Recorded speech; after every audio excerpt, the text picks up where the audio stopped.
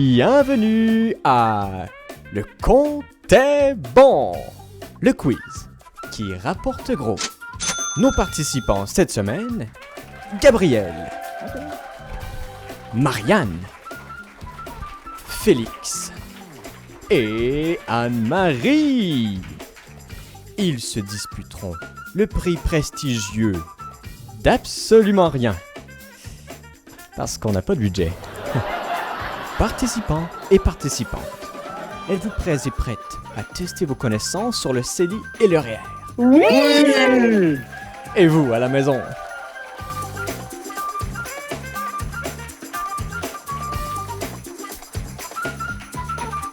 Question de réchauffement. Première question du quiz, c'est une question vrai ou faux.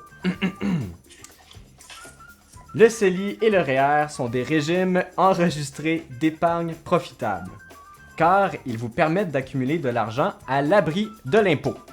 Vrai ou faux? Et la réponse?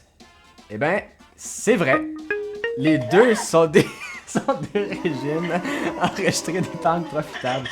En effet, quand tu ouvres un CELI ou un REER, c'est pour y épargner de l'argent. Ton argent est ensuite investi à plusieurs endroits afin de la faire fructifier. La beauté de ces comptes, c'est que tous les gains monétaires que tu fais sur tes épargnes ne sont pas imposables. Donc tu accumules de l'argent à l'abri de l'impôt. Deuxième question. Pour chaque compte, dites-moi chacun votre tour, donc pour le CELI et le REER, un exemple, un événement pour lequel tu pourrais économiser dans chacun des comptes. Fait qu'on va commencer avec Anne-Marie. Fait que pour CELI et pour REER? Ouais. OK, ben CELI, mettons, si tu veux t'acheter une voiture plus à court terme, puis REER, ben pour ta retraite. Très fort. Félix. Moi, je dirais un REER pour t'acheter une maison en le rappant et un CELI si tu veux partir en voyage, mettons, dans le sud. Très fort. Gabriel. Le rap, c'était mon idée aussi, mais il y a un régime, un régime semblable pour les études, le retour aux études, donc RE quelque chose, et le CELI, toujours pratique pour les bonbons. Très fort, j'aime pas Bonbons de pensé la à vie. ça. Bonbons de la vie. Et puis Marianne. Là, toutes les bonnes réponses ont été dites.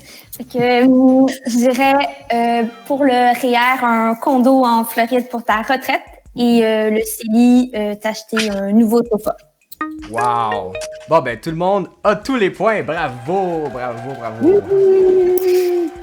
Le CELI est principalement utilisé pour mettre de l'argent de côté pour des projets, comme se partir une petite entreprise, pour payer des imprévus, comme remplacer un pneu crevé, ou même pour ta retraite. Le REER est quant à lui principalement utilisé pour épargner de l'argent en vue de l'achat d'une maison, pour épargner de l'argent pour un retour aux études à temps plein, ou même, plus généralement, pour la retraite.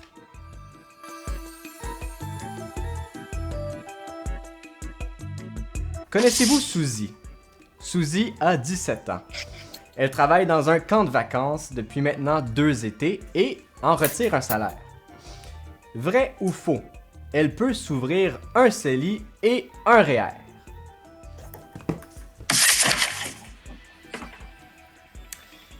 La réponse, c'est faux. L'âge minimal pour s'ouvrir un CELI est de 18 ans. La réponse à ma question est donc faux. Suzy ne peut pas s'ouvrir de CELI car elle a seulement 17 ans. Cependant, pour ouvrir un REER et y cotiser, eh bien, il n'y a pas d'âge minimal. La seule condition, c'est d'avoir reçu un revenu d'emploi l'année précédente. Dans la situation, Suzy, 17 ans, reçoit un revenu d'emploi depuis maintenant 2 ans de son camp de vacances. Elle pourrait donc, cette année, s'ouvrir un REER si elle le voulait. À noter que pour le REER, l'âge maximal de cotisation est de 71 ans. Pour le CELI, eh bien, il n'y a pas de limite d'âge. Nous sommes en 2021 et Suzy a maintenant 20 ans. Elle grandit si vite et pourtant elle travaille toujours à son camp de vacances. Il est temps de passer à autre chose, Suzy. Vrai ou faux? Ou ça dépend. Donc il y a 3 options ici. Sa limite de cotisation cette année s'élève à 6 000 $ pour son CELI et 6 000 $ pour son REER. Ça dépend. Et la réponse est ça dépend. Ça dépend.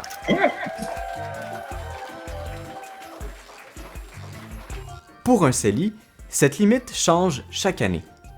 Par exemple, de 2019 à 2021, cette limite s'élevait à 6 000 $ par année. Donc, dans mon exemple, Suzy pourrait cette année déposer 6 000 $ dans son CELI. Dans un REER, eh bien, la limite s'élève à 18 % de ton revenu de l'année précédente. D'où le « ça dépend ». Il faut savoir quel était le revenu de Suzy l'année passée. Si son revenu était de 1 000 $ pour son camp de vacances, eh bien, cette année, elle peut seulement déposer 180 $ dans son REER, soit 18 % de 1 000 $. Sache qu'à la fois pour le CELI et le REER, ces montants limites s'accumulent année après année. Donc, si cette année tu avais la possibilité d'épargner 6 000 $ dans ton CELI et que tu déposes seulement 1 000 $, eh bien, le 5 000 $ inutilisé s'additionne à la limite de l'année prochaine. Suzy a vu ma vidéo de la semaine passée sur comment faire de l'argent avec un robot. Vrai ou faux? Ayant déjà ouvert un CELI et un REER avec sa propre banque, est-ce qu'elle peut ouvrir un deuxième CELI ou un deuxième REER avec un robot investisseur?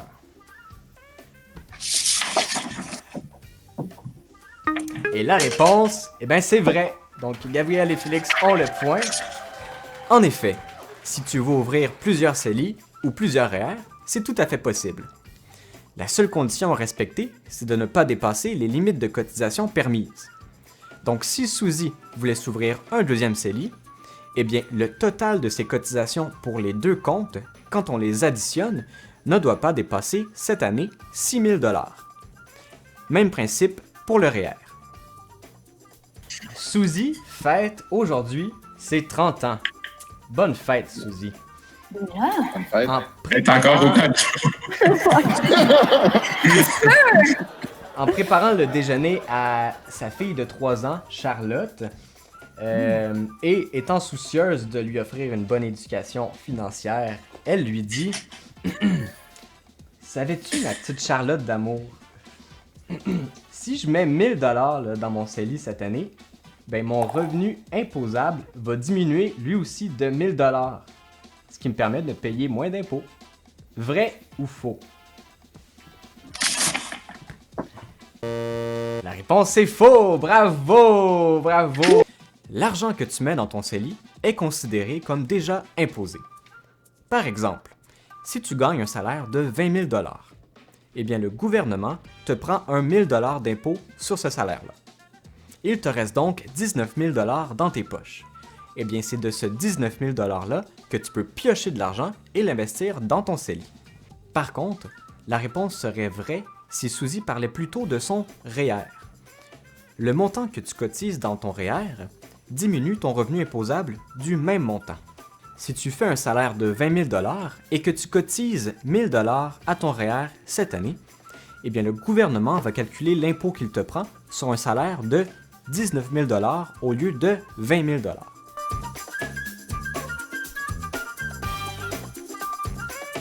Suzy a fait cette année 1 000 $ en gain sur ses placements dans son CELI.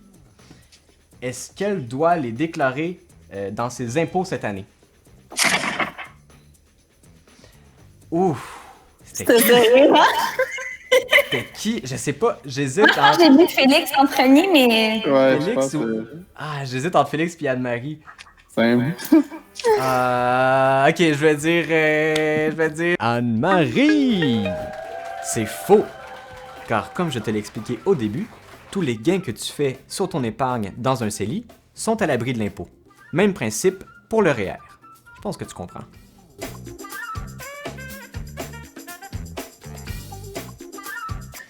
En direction du camp de vacances, Charlotte demande à sa maman qui essaie de se concentrer sur la route « Maman, quand tu retires de l'argent de ton REER pour payer mon camp de vacances, tu ne payes pas d'impôt sur tes retraits, hein?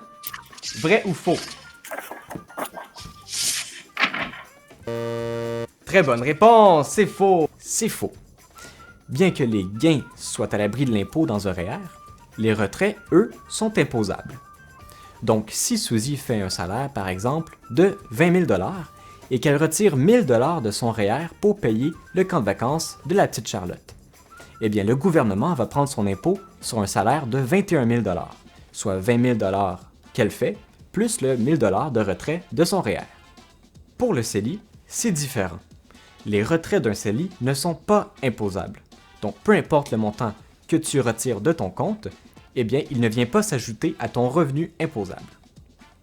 Tu remarques donc que dans un cas, l'argent est imposé avant le dépôt dans le compte, donc c'est le cas du CELI, et dans l'autre cas, l'argent est imposé lors de son retrait du compte, et c'est le cas du REER. Donc, nommez 2 situations où il est permis de retirer de l'argent de votre REER sans payer d'impôt. Bon, on va commencer par le sens inverse. Donc, Marianne, Oh merde! quelles sont tes 2 réponses? Alors, j'ai écrit une maison. Ok. Et j'ai écrit un petit chien trop mignon, point d'interrogation. Non, malheureusement. Ça marche pas pour les êtres vivants, Ça fonctionne pas pour les chiots et les chiens. mais pour les la maison, humains. oui. Bon. Oui, Pour la maison, oui? oui, parfait. Gabriel. Oui, donc je présente mon tableau. J'ai le RAP, donc régime d'accès à la propriété. Le que je parlais tantôt, là, il me manque des lettres, là, mais... Pour les études. Retour aux études. Ouais. Et lorsque ton revenu imposable est faible, Hein? Très fort. Très Ouais. fort. Dans le sens. Il est trop faible que tu payes pas d'impôt à la base. Exactement. Je comprends. Félix. Ouais, ben, moi, j'étais allé avec le rap, c'est comme la maison. Puis, j'ai mis l'option de la mort. Aussi. Parce que quand tu meurs, tu peux rouler à ta conjointe et pas payer d'impôts. Très fort. Bonne réponse. Et puis Anne-Marie. Et moi, j'ai mis maison ou condo. Très fort. 2 possibilités. La première situation, c'est dans le cadre du régime d'accès à la propriété. Une personne seule peut retirer de son REER jusqu'à 35 000$ et un couple jusqu'à 70 000$ sans payer d'impôt sur le retrait. Cet argent peut être utilisé comme mise de fonds pour l'achat ou la construction d'une maison. La deuxième situation est si tu planifies un retour aux études à temps plein. Tu peux retirer jusqu'à 20 000$ de ton REER sans payer d'impôt sur ton retrait pour financer tes études. Quelle est la meilleure chaîne YouTube de finances personnelles au Québec? Et voilà, tu connais les principales différences entre le CELI et le REER. Merci 1000 fois d'avoir écouté la vidéo. Si tu l'as trouvé utile, eh ben, je t'invite à mettre un pouce bleu, ça m'aiderait grandement. Aussi, dans les commentaires, dis-moi donc comment ça s'est passé le quiz de ton bar, je suis curieux. Et puis finalement, ben, si t'es pas encore abonné, ben, je sais pas ce que tu fais, hein, parce qu'ici on parle d'argent.